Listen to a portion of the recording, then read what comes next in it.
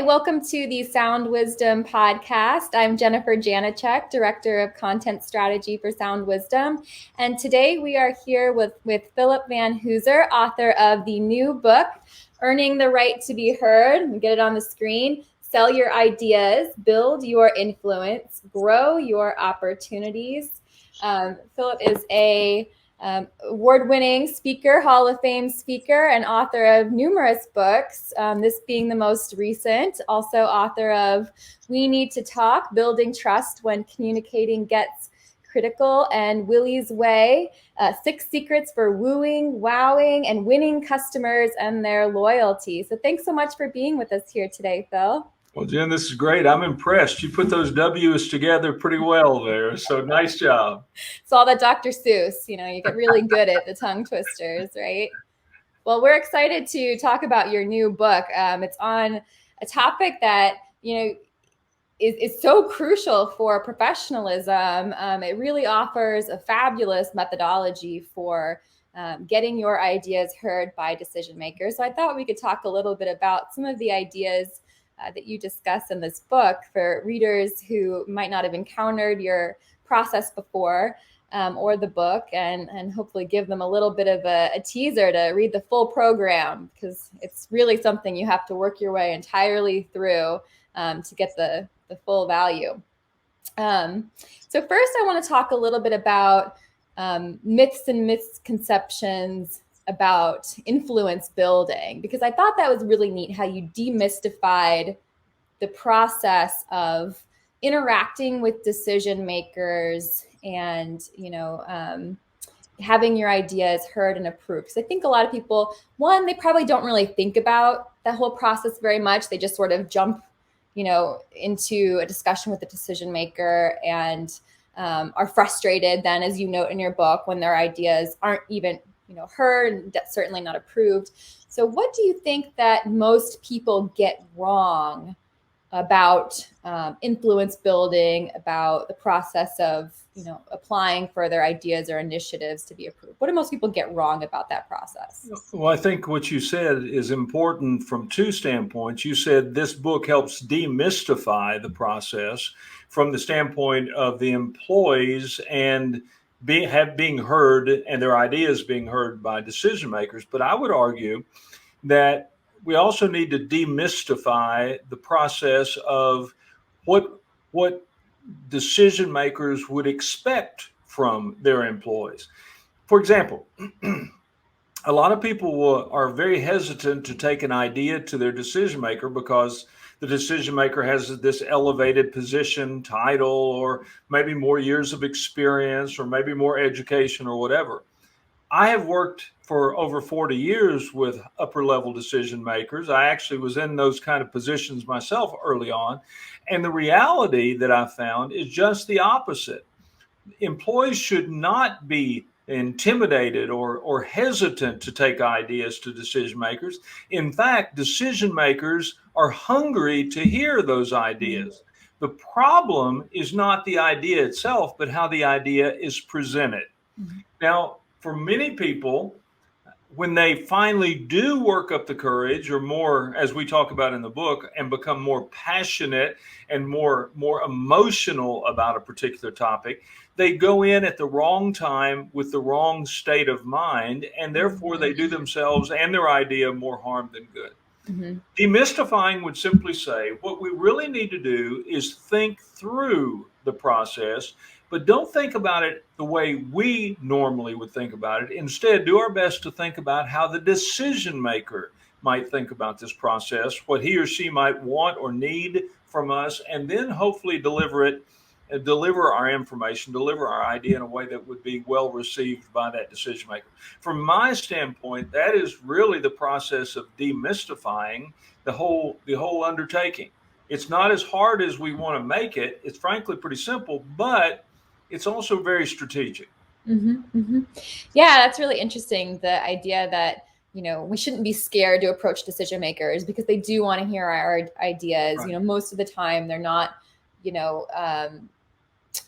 don't discourage you hearing new insight, and in fact want people to take the initiative to propose ideas. It's just, it has to be the right time, the right place, the right, the right method. Certainly not, just jumping somebody in the hallway when they're walking and right. Thrusting an idea at them and expect them to have an answer right then. So that's definitely one misconception about decision makers. And you talk about a few others in the book. So what would you say that we should understand about decision makers besides the fact that they want to hear our ideas? What else should we know, about decision makers that'll help us formulate the right approach to applying for our ideas to be heard? I think the most important thing that I could tell your viewers, your listeners, about that particular question is that decision makers make decisions in the way that they were trained or prepared to make decisions over time. And those of us who want our particular ideas or our initiatives to be heard and to be responded to or reacted or approved, as the case might be, what we don't recognize is that we are not going to talk them into something simply because of emotion and passion. Mm-hmm. We may be emotional and we may be passionate about our idea, but we gotta understand that our decision makers don't share that same level of passion and emotion. Now, I'm not saying they aren't passionate emotion. I'm not saying they don't appreciate your passionate emotion. I'm just saying that that is not going to influence their decision making. Mm-hmm. They were trained as managers, supervisors, people in charge and responsible for certain things. They were trained to make decisions based on logic and rationale, not passion and emotion. Mm-hmm. I have no problem with passion and emotion as long as it's steeped in logic and rationale. Mm-hmm. But when logic and rationale are hard to find or missing completely, it's hard for me to get excited. And I think most decision makers would agree with me. It's hard for me to get excited about your idea that you want me to approve when I see no logical, rational Mm-hmm. approach to the business. So I think that's the second thing that is important for individuals to know.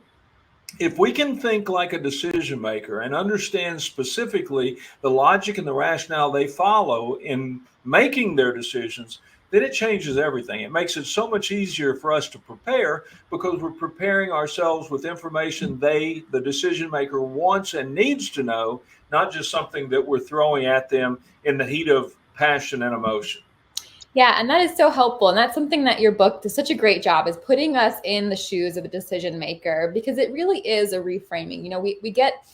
We're so focused on our own worldview, how we are seeing the situation, that we definitely, usually don't consider the perspective of the decision maker. And we've also been trained, so many books on persuasion and negotiation teach us to leverage our emotions.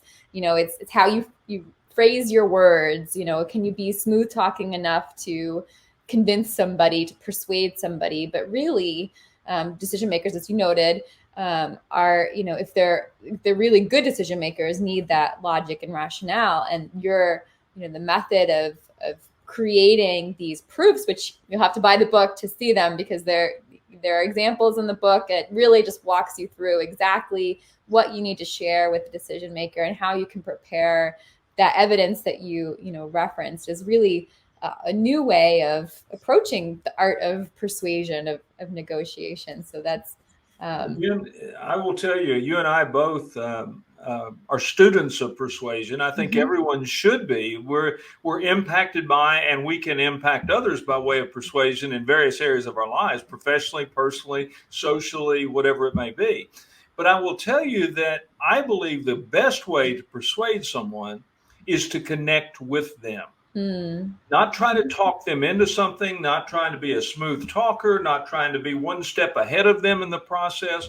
But if we can make a connection and bring two people together on a particular subject, if that person is not intimidated or fearful that they are going to be taken advantage of or abused some way by the other person, then a connection can be made and real communication can follow. And that's really all that earning the right to be heard is about, is how can we communicate a very specific idea, something we're trying to sell to decision makers at a particular moment in time, in a way that the decision maker can connect with, so that we can, in fact, hopefully walk away with a good decision. Now, remember, one of the things, and you know this, but your viewers may not yet know this, There's two objectives. There's a primary objective and a secondary objective for earning right to be heard process. Some would say, well, the primary objective is obvious, to get what you want. I mean, if you want to be heard, that's to get what you want, to sell your ideas. And I would say, yes, that's obvious. It just doesn't happen to be right in this case. The secondary objective is to earn the right to be heard, to get what you want. But the primary objective is to earn the right to be heard. I want decision makers, every time I walk in their office and say, can I talk to you? I want them to want to hear what I have to say, based on the fact that in the past, I've proven myself to be quite capable of talking and communicating logically, rationally with them on topics of mutual interest, but in ways that they need it. So we're trying to get what we want, certainly, but we're also trying to, for the long term, earn the right to be heard and respected, and therefore our influence grows over time. And as the subtitle says, we sell our ideas, we build our influence, we grow our opportunities. That's the entire intent behind the process. Yeah, I really like what you said about, the focus should be on relationship building and not pushing somebody in your direction. And yeah, as somebody who really appreciates, the art of rhetoric, the art of persuasion, I would say that the goal of persuasion effectively done is not just to win somebody over to your idea, but to achieve consensus, right? Which is basically, what you're talking about, and bringing somebody together. We each sort of move in a direction that advances both of our goals in a productive way. And yeah, absolutely. Did you want to? Oh, I'm sorry. I was just going to say, you reminded me of something. One of the things that I mentioned, I won't go into detail on it here, but I mentioned in the book that you can get what you want and yet still lose the opportunity to be heard in the future. Right. Now, a lot of people don't think about it that way. If we get what we want, it's a win-win, right? No, it could be a win-lose. Right. I was introduced to a poem. I'm sorry, I don't know who the author of that poem was many years ago, but it comes in my head often. A man convinced against his will is of the same opinion still. We can talk people into things in the moment because we figure out a way to get someone over the figurative barrel, but that's not a way to build influence and build relationships and build an ongoing trust relationship for the long term. So sure. I'm always about the long term. What can we do so that we will have a long-term relationship, not a short-term win? Yeah. And that was one of my questions was, given that your primary objective should be earning the right to be heard for the long haul, growing your influence and opportunities, how does this affect the way you approach, selling your ideas and positioning them? And I think you've answered that quite nicely, focusing on the relationship and, not trying to just get somebody over to your side because it can build resentment and, damage the relationship if people feel like they're being brought on against their will or pressured into doing something.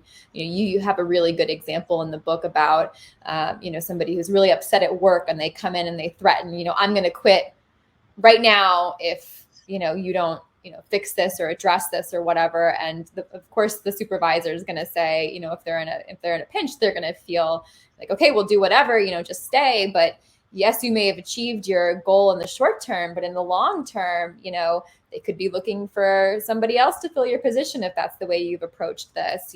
Will they really listen to your ideas in the long run when they know that that's how you approach? It's really hard to soften someone's opinion after they feel like they have been manipulated, coerced, intimidated into a decision.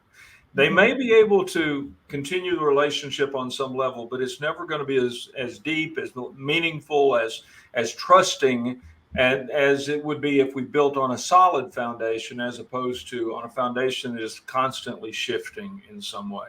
So I appreciate the fact that you remember that example, and maybe it would be an example that others that are watching today might find some value in as well. Yeah, I think it's definitely a relatable one because we can everybody can just feel, like they want to fly off the handle sometimes. And you really got to dial back and think, am I going to really achieve my objectives if I am really forceful with my approach? But one of my favorite points in the book is probably very random, but it's your point about small talk. And you say, small talk is not a great way to open a meeting where you're going to sell your ideas. And it's just so fascinating to me. I'd love to hear more about why that's ineffective. Of course, I know from reading the book, but and does it have a time and place? And what do you do instead? How are you supposed to open a meeting if you're not going to talk about the fact that the Braves just won the World Series? And or the weather or something else random to sort of build that relationship in a way, but it can be detrimental to your purposes. So I'd love to hear more about that. Well, Jen, you know that you and I have had a number of conversations beyond what we're talking about here. And you know that I do love small talk, and I know that you're expert in small talk.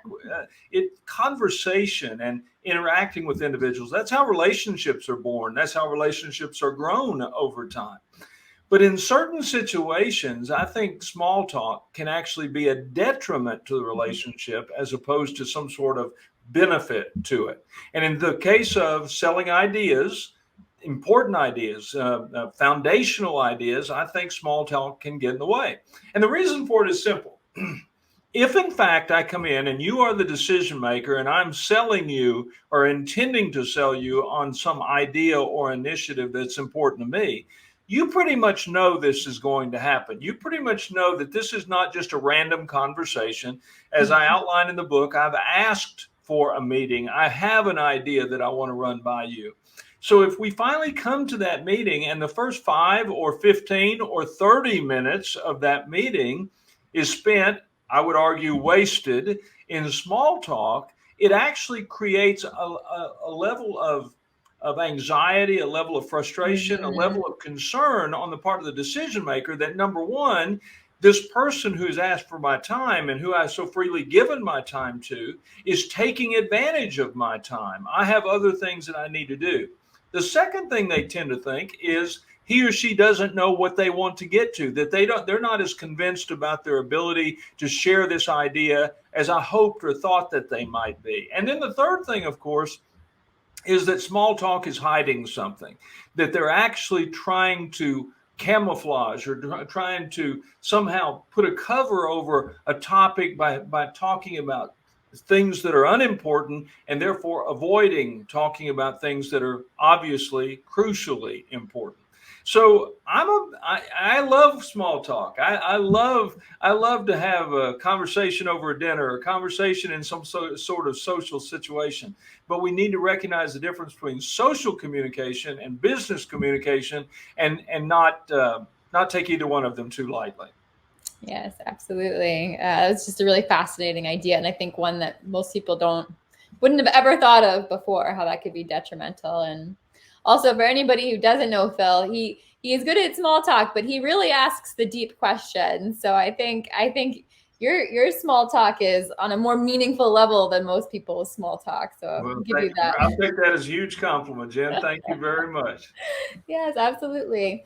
So I think we'll end with this one question here. So you've been teaching this process for a while. So even though, this book is sort of the culmination of years of teaching this method at your workshops and, seminars, and so many people have benefited from it. There are a number of really fabulous success stories in the book.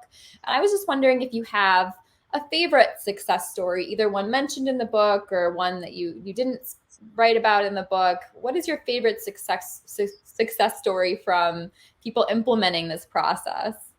Jen, thank you for first of all mentioning that I've trained on this subject topic for many, many years, literally over 25 years. And I just finally got around to writing it because of the pandemic. I had time at home. I had time to sit down and work on that. There are probably more success stories that I have forgotten than I'm able to recall, because we have done it so many times with so many different organizations for so long that I'm sure people have come to me and said, this really helped me, or this was one of the things that I took from this and was able to put into play, et cetera. But one of my favorite success stories, if you will, is included in the book, and it just happened not too long ago. In fact, I had a young man who approached me, and he was interested. He was an engineer working for a big engineering company and doing very, very well. He liked his company, he liked his organization, he liked his job, he liked his boss. And yet he was dissatisfied in that he wanted to try something on his own. And so rather than, just go in and quit willy-nilly, that wasn't his style, if you will, or his personality. He began the process of searching out a place, and he was very methodical in the process, which fits very nicely with my process. Finding a place to actually plant himself so that he could begin and grow his own engineering firm. And it was during this process that he came to me and he said, "Phil, I know pretty much what I want to do. I'm just not sure. I don't want to miss some obvious things. I don't want to take anything for granted. So will you kind of walk through me, sort of be my eyes and ears?" And so often I fall back on the 5 questions that are contained in the Earning the Right to Be Heard process. I won't go into those questions just now, but those 5 questions are demonstrably important. And so during various conversations, I would have a conversation, and I would ask you these questions. Oftentimes, I'm happy to report, he had already thought about it and prepared for those. There were a couple of times when I caught him and he goes, "Oh man, I hadn't thought about that. I need to work on that." And he'd go away and he'd come back, and it was great. And so this took place, excuse me, it took place over the course of several months. And finally he came to me one day and he said, "Well, I'm ready." I said, "You ready for what?" He said, "I'm ready. I'm going to go into my boss next week and I'm going to tell him I'm quitting. I'm ready to take the step." Now, I don't mind telling you that I was a little fearful, because up until that point, it had been an exercise. It had been us talking about things, but now he's ready to pull the trigger and take action. I didn't question the process, and I didn't question his commitment or his intelligence or his persevering attitude or any of that. I didn't want to have misled him in any way. Well, anyway, the day came when he was going to give his resignation, and I told him, I said, "I want you to call me tonight. I want to hear all about it." And he promised he would. And sure enough, that night he called, and I thought it was very humorous. The way the conversation started, I said, "So how did it go today?" His first words were, "I suck at quitting." And I said, "What?" He went on to say that he went in and caught his boss completely off guard with this resignation. And the boss wanted to know what he was unhappy about. And he said, "I'm not unhappy. I'm not unhappy in any way. You've been great to me. In fact, the hardest part about this move is leaving this organization, but I'm leaving for something. I'm not running from something." And the boss says, tell me your story. Tell me about it." And the boss proceeded to ask, in essence, the 5 questions that are contained in the Earning the Right to Be Heard process. Of course, this young man was prepared with those answers for those 5 questions, and he responded in kind. And here's the cool part. At the very end, the boss says, "You're not quitting." He goes, "Well, yeah, I am." He goes, "No, you're not quitting." He said, "I'm going to help you realize your dream, but you're going to do it for us. I'm going to send you to the city that you want to go to. I'm going to start the organization, start the business. I'm going to put you in the general manager's role." In other words, he gave him everything that he wanted, and yet took from him all of the risk associated with this particular process. Yeah. It's the most practical way that I've ever seen, not only of getting what you want, but earning the right to be heard individually and personally at the highest levels possible. And it was just very gratifying to me. And my young friend was just absolutely beside himself in terms of the excitement that went with the process. Now, I realize that's a little long story, but you asked for my favorite, or one of my favorite stories. That has got to be one of my favorite stories, at least in recent days. That's a great story. And there are so many success stories mentioned in the book. And what's great is it's a range of, things that people were wanting, different ideas and initiatives that people were wanting to have heard and be approved. And, I think what's really unique about this book too, that I want to mention, and you talk about how it can be that, yes, this method would work in essence for selling a tangible product, but it is that much harder to sell an idea or an initiative. And that's something that this process really prepares individuals for. And so If you haven't already done so, everybody should go get a copy of this book, Earning the Right to Be Heard, Sell Your Ideas, Build Your Influence, Grow Your Opportunities. Leaders, it makes a great book for your team. I know how you mentioned people go to your seminars and they're like, well, what if my boss knows that I'm using this process on him? Isn't it going to be less powerful? And you were like, no, they hired me to be here, right? Like, they want you to use a tested, proven method for presenting your ideas in a way that helps the whole organization. So, this book is just so powerful for anybody looking to grow, their own professionalism, but also, for leaders who are looking to develop their teams as well. So thanks so much for being here with us, Phil. Is there anything else that you wanted to add or share before we end? Jen, the only thing I would say is, first of all, thank you for calling attention and shining a bright light on this book and the importance of it in the workplace and the importance of it in an individual's growth and development professionally. Mm-hmm. The second thing I would say is thank you for being such an advocate from start to finish for this book and all that you've done. I appreciate you, and I appreciate Sound Wisdom. I appreciate others who have gotten behind the book at various levels around the country. And I'm excited to see people that will benefit from it. Maybe I'll have even more stories, success stories, to be able to share if and when we have another conversation down the road. I'll look forward to that. Yeah, that's right. Find Phil on social media and share those stories of people, as you implement this method, share those with us. We'd love to hear them. So thank you so much, everyone, for listening. Thank you for being here. And we look forward to hearing about your success.